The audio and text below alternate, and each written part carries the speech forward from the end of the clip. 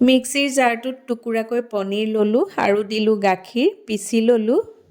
কেৰাহীখনত অলপমান ৰিফাইন তেল গৰম কৰিলোঁ, এচামুচ দি দিলোঁ বাটাৰ, লং ইলাচি ডালচেনি দিলোঁ। চপ কৰি লোৱা পিঁয়াজ দিলোঁ, কেঁচা গোন্ধটো যোৱালৈকে ভাজি লোৱাৰ পাছত আধা চামুচ দিলোঁ আদা নহৰু পেষ্ট, সেইখিনিও ভাজি ল'লোঁ।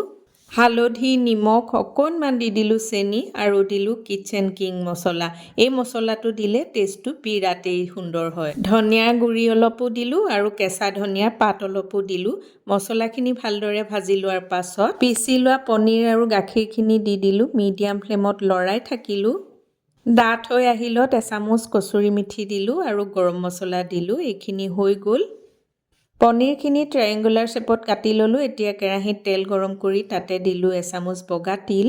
সোৱাদমতে নিমখ দিলোঁ, অকণমান দি দিলোঁ জালুকৰ গুড়ি আৰু কালাৰৰ কাৰণে অকণমান বেছিকৈয়ে দি দিছোঁ কাশ্মীৰী মিৰ্চ পাউডাৰ।